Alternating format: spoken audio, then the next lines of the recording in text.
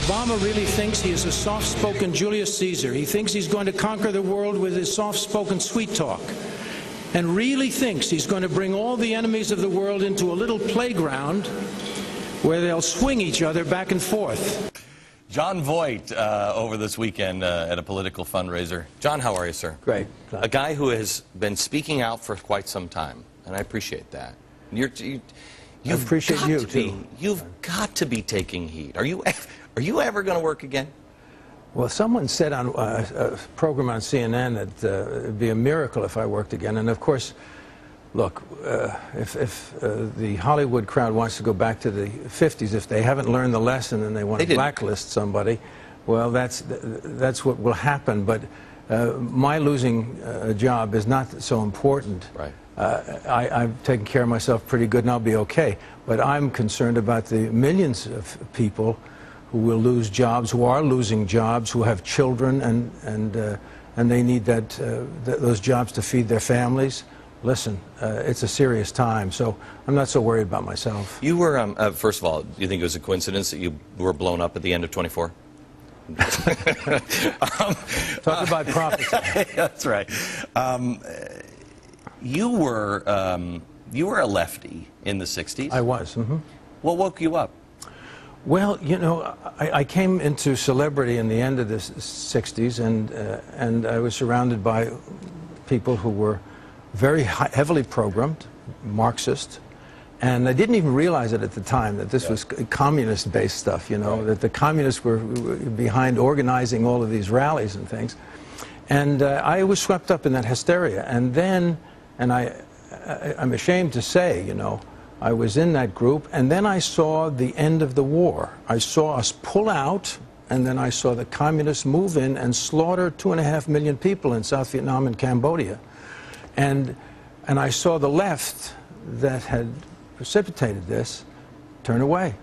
Just walk away from it. You know, it is so... And it is so funny. I talked to David Horowitz just a couple of years ago, and he said that was the turning point for him, too. He said they walked away, and he was like, wait, I thought we believed in something. Right. There's a lack of intellectual honesty. They didn't take seriously the blood that they had been directly causing. And it didn't, but I must say, programming is very, very deep, and I didn't really pull out of it for quite a while afterward. But that's where the dime dropped and things started to happen. And then then 9/11, of course. Back with Jon Voight next. We're back with actor Jon Voight, who's quite outspoken, has become quite outspoken lately. We were just talking in the break that, I mean, we're on a pace to lose. Do you believe we're losing capitalism, or can lose capitalism? Well, I mean, we're losing so much. I mean, this man, Obama, is not only, has not only set himself to redistribute the wealth of the middle class. He also is set to take over, control the industrial wealth of the country with banks and with, the major corporations, with car companies. Stuff. Do you want to play 60-second rapid fire? I'll try it. But anything that you want. I say that. What the heck? Okay, here we go. This is easy. 60 seconds. Put it on the clock. Here we go. Rapid fire with Jon Voight. Here we go. Is fame overrated? Yes. Is anonymity underrated? Probably yes. Yeah. I wouldn't know about it. If Jon Voight now could talk to Jon Voight in the 1960s, what would you tell him? I'd say, hold on, fella. You're way off base. Pink's Hot Dogs or In-N-Out Burger? In-N-Out. In-N-Out. Wow, you're not a burger guy. You're not a fast food. Jon Voight doesn't pull up to the fast food restaurant? Name a Republican you trust in Washington. Mitt Romney, Paul Ryan. Name a Democrat you trust in Washington. Joe Lieberman. Your favorite founding father? Thomas Jefferson. Fill in the blank. I want to be remembered for? For leaving the world a better place.